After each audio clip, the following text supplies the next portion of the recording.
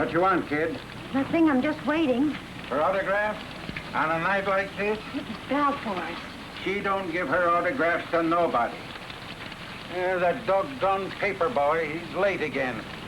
News will all be stale before I get a chance to read it. Didn't you hear me?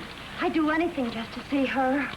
Oh, only a crazy kid would stand out here in this weather just to get a look at an actress. She's not just an actress. She's the greatest star of the stage. Now there, you've got something. Well, why did they call her the mystery woman of the theater? Oh, that. Because she's so different than most of them. Why, she won't even give out an interview. And she hates publicity in the nightclubs. So she works hard and then goes straight home. Paper. Oh. Over here, paper boy.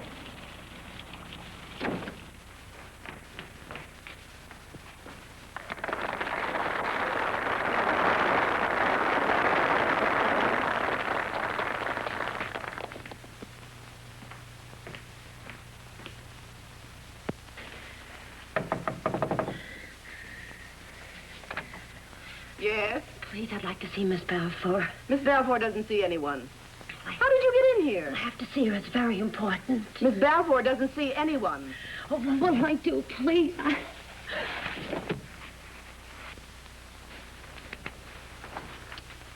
That poor child looks worn out. Here, sip this slowly. It'll make you feel better. Verna, go and fix some tea, please. Better? So you were determined to see me. Why? I had to. Because I want to be an actress. I want to be just like you. Oh, that's very flattering. But as soon as you've had your tea, you must go. But you don't understand, Miss Balfour. All my life I've dreamed of being a great actress. You wouldn't tell me to go away now without talking to me. Very well, then. If you're really serious about it, go to a good dramatic school. Then join a little theater group. Play any parts you're given. Make costumes, paint scenery, sell tickets. And if you have any talent at all, you can't help but succeed. Well, that sounds like the kind of thing you'd tell anybody.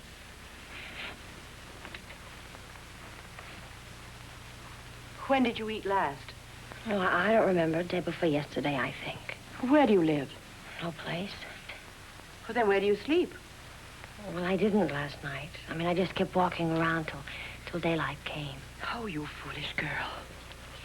Don't you know there are hundreds and thousands just like you? Do you think everybody can be a success in the theater? Look, I'd like to help you, but I can't. If I took the time to see and talk to all of you, I wouldn't have time or energy to do my own work.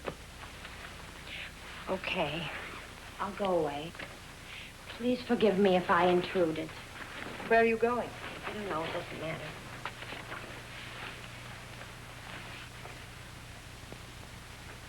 Well, you think I'm just a silly, stage-struck kid. Well, maybe I am. If wanting something and working for it and dreaming about it for 6 years means you're stupid, well, it's taken me 7 weeks to get here. 7 awful weeks. Come on.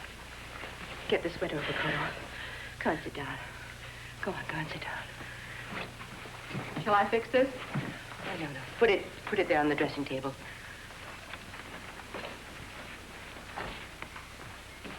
Do you have a family? Mother and father and little brother. They're in Meadowville. Where's that? Utah. Do they know where you are? No, I ran away. They didn't want me to go on the stage. They said it would ruin me. Oh, I see. Oh, no, you don't. You see, they're really very nice people. But they just didn't understand how I felt. When I was little, I used to go to the library and read all the biographies of the famous stars. Bernhardt, Dusa, Mojenska, and Ellen Terry. And I used to dream that someday I would be just like them. I didn't get many chances to see real professional shows, but once when you were touring in Romeo and Juliet, I got a job in a grocery store so I could save my money, go to Salt Lake City to see you. Oh, you were wonderful. Just wonderful, Miss Balfour. That's when I made up my mind forever that I was going to be an actress and nothing would stop me. Do you want it so badly? Oh, yes.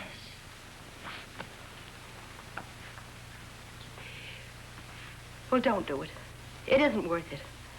Believe me, it isn't worth it. How can you say that? Look at you. Why, you're the most famous actress in the country. Everybody worships you and goes to see all of your plays. Well, you have success and glamour and money. You have everything in the world anybody could want. Yes, I have everything in the world. Except the things I really want. I have no way of knowing whether you have any talent. But you've convinced me that your love for the theater is real and honest. Even so, if you were my own daughter, I'd tell you to go home and forget about it. Oh, no, please. No, for the past few minutes, I've been thinking of your mother. She must be worried about you, wondering where you are. Now, look, you're too nice. You're much too nice a child to have done the things you've done. And you're much too nice to hurt the people who mean the most to you. Well, don't lecture me, because I didn't mean to hurt anybody. We never do. Tell me, is there a boy back home? Yes, David. David. It's a nice, solid-sounding name. Does he want to marry you? Yes. But I couldn't, you see. He didn't approve either, and I had to make a choice.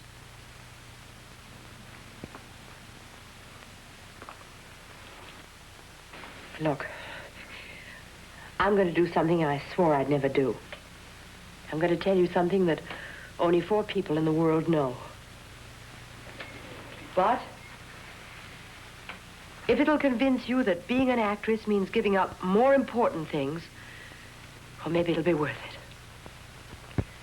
They call me the mystery woman of the theater because nobody knows anything about me. Because 10 years ago, I became a star on Broadway overnight. Oh, according to the press, I was born 10 years ago. Well, it wasn't that easy. A long time ago, I was nobody. My name wasn't Lydia Balfour then. And I believe I was the happiest girl in the world. The baby went right off to sleep. Something bad? Oh, no, Anna. Everything's just wonderful. My, you look so happy tonight, Miss Dorothy. Oh, I am, Anna. I guess I'm just the luckiest girl in the world. Oh, my packages. You know, Anna, everything tonight looks just lovely, thank you. Now, don't you two let dinner spoil. The roast will be just right at 7 o'clock. All right, we won't. Oh.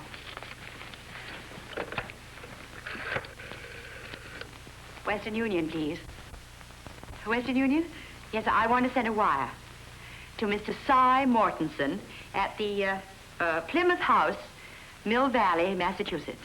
Yes. See you, Mill Valley, on the 28th. Grateful for opportunity. Signed, Dorothy. Yes, and charge it to Mrs. William Anderson. All right, thank you.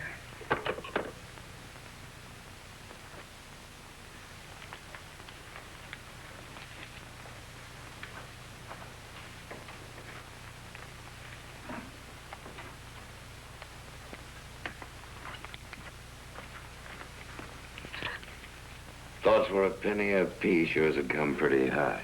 Darling, happy birthday. Oh. You know you get prettier by the minute. I want you around for a long time. You know, I can't think why I ever married you. You're only the handsomest man in town, the smartest lawyer in the county, and the dearest husband a girl ever had. Just what I needed. Mm-hmm. Gosh, it was stuffy in court today. Success, darling. Thank you for being my wife. You know, I'd like a kiss.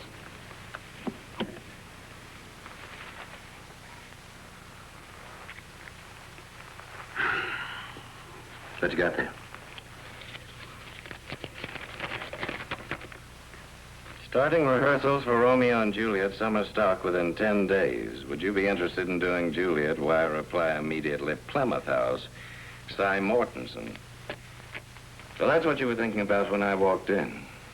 Why can't that guy stay out of my life? We had to postpone our wedding because of him. He had to have you for a doll's house. Then 12th night. Look, he may be the greatest director the little theater ever had, but he's not going to start directing my life. Oh, don't look so worried, darling. There's a very simple solution. We file it away under case closed. You can dismiss it just like that. Sure, why not? Look, Dorothy, we hashed all of this out 3 years ago before we were married. No need to talk it to death now. Yes, but there is. There's every need. That wow was very important to me. All right. Then we'll discuss it.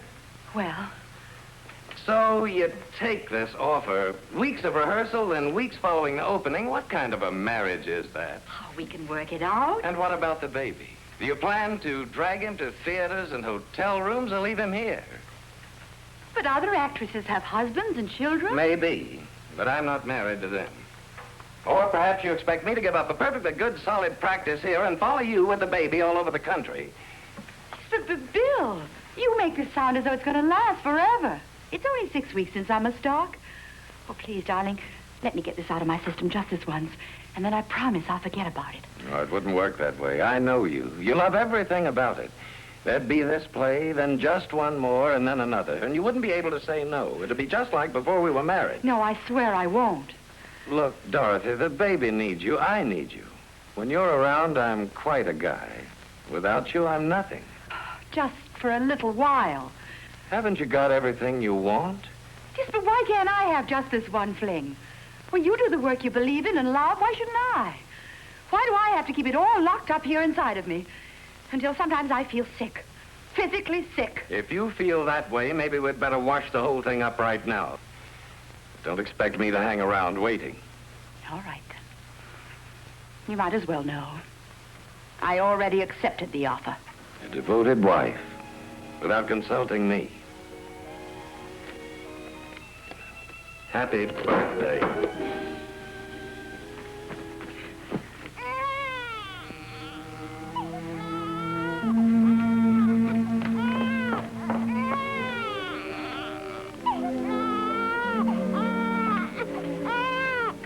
I know. Your poor little gum hurts. Hurts to grow up, doesn't it? Yeah. Chew on Mommy's finger. It'll make you feel better. Ow! Bill? Bill? Bill, come on in here. I've got something wonderful to show you. Oh, come on, Bill, hurry. He's got his teeth. Oh, then. Well, no, it's silly, but 2 of them at once. Why, I've never heard of such a thing. 2? 2? Mm-hmm. What do you know? Oh, Bill, don't. Darling, I'm not going to do the play. I can't. Not until the next offer. No, don't you see? I couldn't stand missing all of this. Not having you to share it with. Why, pretty soon he'll be walking and talking and...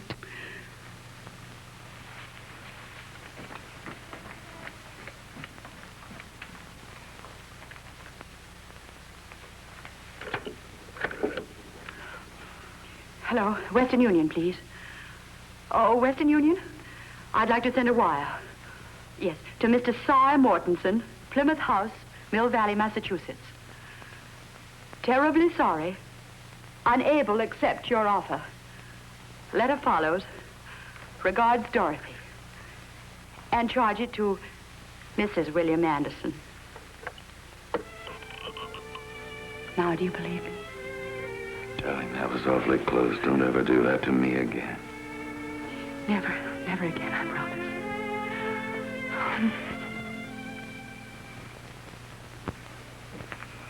Don't look so worried, darling. You'll win the case, you always do. Pray for me. Got an awful lot at stake. Anything interesting? No, just the usual bills. These are for you. And one for me. Oh, who from? Cy Mortensen. Now what does he want? Nothing, darling. He just sent me the reviews of the play. Mary Ainsley was the loveliest Juliet seen in many a season. Oh, look, you're not going to let that guy upset you again. No, of course not. Oh, I promised, didn't I? Look, it's time for me to go. I'll miss you, darling. I'll miss you, too. You're lucky. You'll have him. Yeah. I wonder what people without babies do. I hate to think. I'll be back by Thursday, I hope. Yes, but that's 4 whole days away. I know. Goodbye, son. Take good care of your mother. He feels awfully hot. Hot? No. No, he doesn't have a temperature. It's just warm in here. You sure? Yes, I'm sure. Don't worry about it. Come on, darling. You better hurry if you want to make it by 1 o'clock. Goodbye. Goodbye, sweetheart. Take care of yourself. Goodbye, Mr. Bill. Goodbye, Anna. Anderson residence.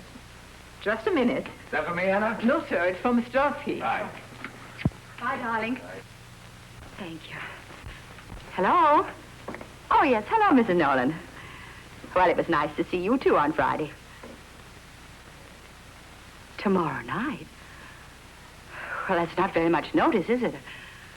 Oh, yes, I know it's for a worthy cause, but... Yes, I'd love to. Oh, I know every line of the part. Oh, yes. In about an hour? All right, I'll be there. That's very kind of you. Goodbye. Anna! Yes, Miss Dorothy. I'll be going out in just a little while. The Women's Club have just asked me to do Romeo and Juliet tomorrow night. It's a benefit for the orphans' home. Well, it's only for one night, and, well, it's such a worthy cause. Oh, and I wouldn't have said yes, except they need me desperately to fill in. You see, Mrs. Miller's down with the flu. Oh, there's so much of it going around. I'll be rehearsing at the country club until dinner time. And as for you, young man, it's time for your nap. Come on, son. Oh, that boy. Say, you do have a temperature. Why, the little thing is burning up. Yes, I'd better call Dr. Allen.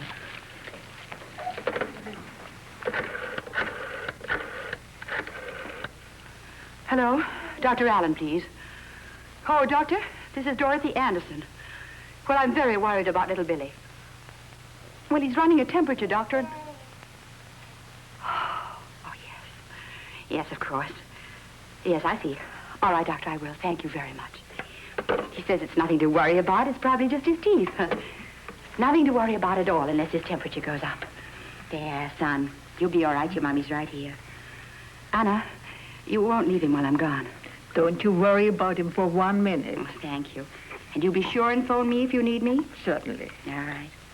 Well, come along, son. You're going to have a delicious little tablet. And if you don't like it, you'll just have to blame Dr. Allen. There's no change. Well, is there anything we can do? We just have to wait now for the fever to break. Well, how long? Well, that's hard to say. Could be an hour, could be several hours. I phoned Bill. He should be on his way. Should be here about 10. I can't understand it. He was fine yesterday morning. Anderson residence. Yes, Mrs. Noon. Yes, I tell her. Oh, dear, dear. Yes, right away. Miss Dorothy, they're waiting for you at the club. That was Mrs. Nolan. She said to tell you they've been holding the curtain for 15 minutes. Play? I'd forgotten all about it. Well, Anna, call her back and tell her I can't do it. She said to tell you they sold over 600 tickets. Please, Anna, please. Look, Dorothy, you'll have to pull yourself together. Sure, the baby's running a high temperature. He's run one before. Now, before you start running a temperature and have a bad case of nerves, why don't you go outside for a while? Please, Doctor, I... Get some air. I'll be here. Hello? Yes, Miss Nolan, hold on. They can't hold the curtain much longer. She says she must know what to do. Well, tell her I'll be there in 10 minutes. I'll be back just as soon as it's over.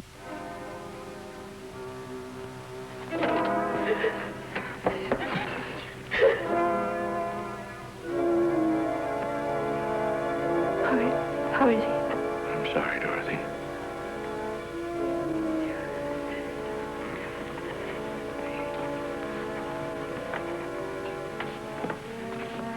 Bill. Oh, Bill. What kind of a monster are you? Wait a minute, Bill. Be fair. There was nothing she could have done. Don't try to defend her, Doctor. She knows what I'm talking about. Bill, please, you don't understand. Understand what? How can a mother be so heartless? Bill, I love you. I need you. We need each other now more than ever. You don't need anything. You don't love anything except the theater. My son is dead. So are you.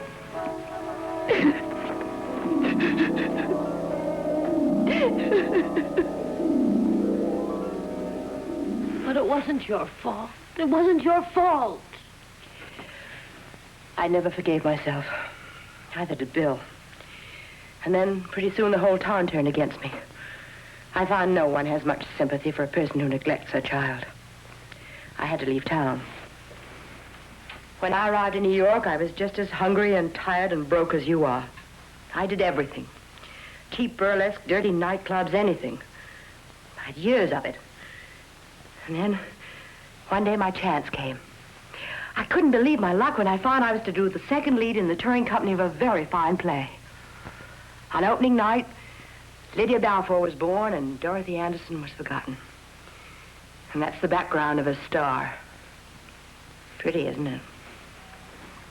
Well, didn't he ever try to find you after you left? No. But you got to be famous. He must have seen your picture somewhere. I subscribed to my hometown paper. Well, he got married again and has a family. Yes, that's the happy ending to his story.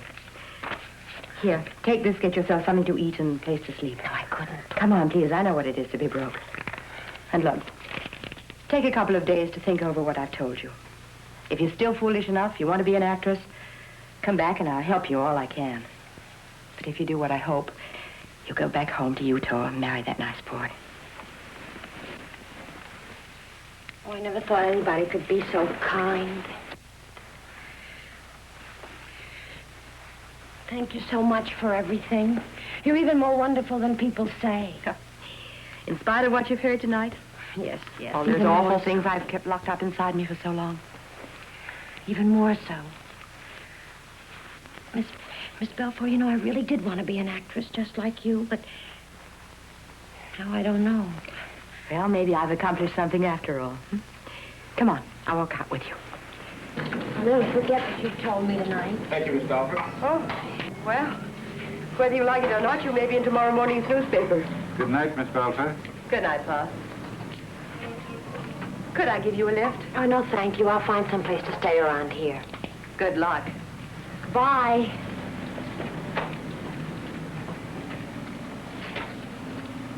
So Maggie McCarthy may be in the newspaper tomorrow. Well, the boss is sure counting on it. The gag must have worked, huh? I put on a performance that should get the Critics Award for the best performance of the year. It worked all right. Pretty smart, aren't you? Maybe. Oh, here, Pop, take this. And see that Miss Balfour gets it first thing in the morning, okay? And here's something for you to induce amnesia. Go ahead, Pop, take it and forget you ever saw me. Boy, will you get a big fat bonus for this.